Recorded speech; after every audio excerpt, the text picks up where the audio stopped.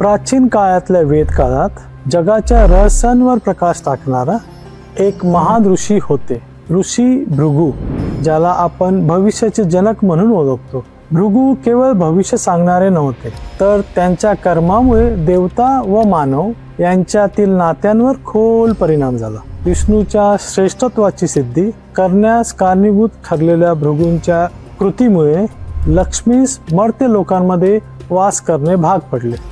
भृगूंच्या शापामुळे श्रीरामास वनवास घडला आणि याच शापाचा परिणाम म्हणजेच धर्म आणि अधर्म याच्या संघर्षाचा इतिहास.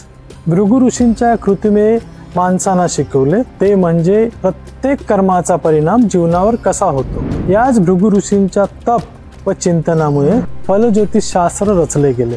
ज्योतिषशास्त्रातील ही नीव ज्यातून प्रत्येक ग्रह, राशी व वेळेचा परिणाम समजून घेता येतो. म्हणूनच भृगु हे फक्त भविष्य सांगणारे ऋषी नाहीत, ते ज्ञानाचे, कर्माचे आणि काळाचे द्योतक आहेत आणि त्यांच्या शिकवणुकीमुळे आपण आपल्या आयुष्यात योग्य निर्णय घेऊ शकतो. ज्योतिषशास्त्राच्या माध्यमातून भविष्याचा प्रकाश उघडतो.